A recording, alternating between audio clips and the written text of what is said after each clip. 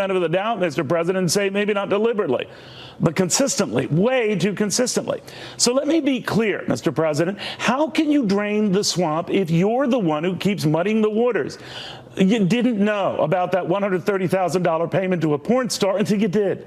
Said you knew nothing about how your former lawyer, Michael Cohen, handled this until acknowledging today you were the guy behind the retainer payment that took care of this.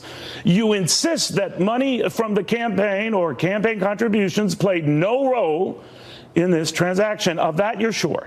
Thing is, not even 24 hours ago, sir, you couldn't recall any of this, and you seem very sure.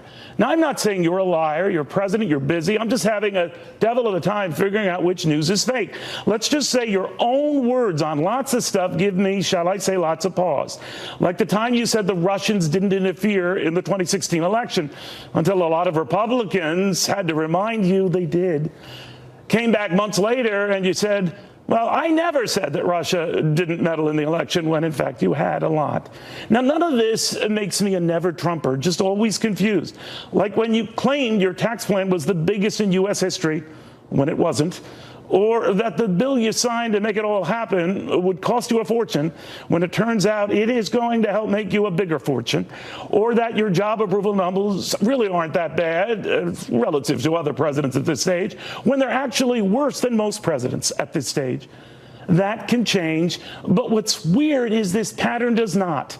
Like the time that you said rumors of Rex Tillerson's departure at the State Department were false until they weren't, or that your former chief of staff, Reince Priebus, wasn't going anywhere until he was, or your economic advisor, Gary Cohn, was doing a great job until he wasn't, when you absolutely loved Steve Bannon until you didn't, swore by Jeff Sessions until you started swearing at Jeff Sessions, had your legal team locked in place until it wasn't, denied reports you were ever thinking about firing Robert Mueller, even as you now threaten getting involved at the Justice Department. Now, none of this makes you evil, but I'm sure you can understand why even your friends say these inconsistencies don't make you look good or do anything to help advance your policies, many of which are very good, or the prospects for peace with North Korea. That is remarkably good.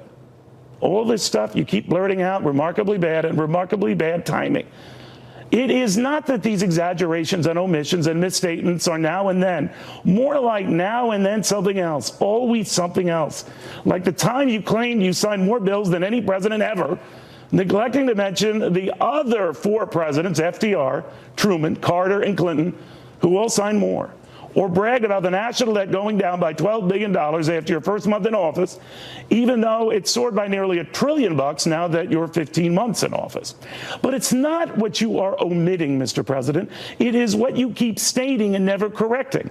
Like when you said there was a serious voter fraud in New Hampshire, and there wasn't. Said the same about repeated claims of voter fraud in Virginia, and there weren't. Or that millions of illegals voted in the last election, but they didn't. Or the time you talked up your massive landslide in the Electoral College, even though 3 out of 4 presidents before you had bigger electoral vote landslides in their elections. Again, none of this makes what you say fake.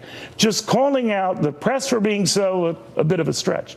You are right to say some of them are out to get you, but oftentimes they're using your own words to bash you. Your base probably might not care, but you should.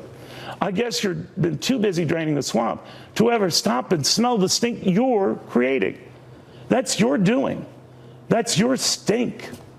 Mr. President, that's your swamp. Good night.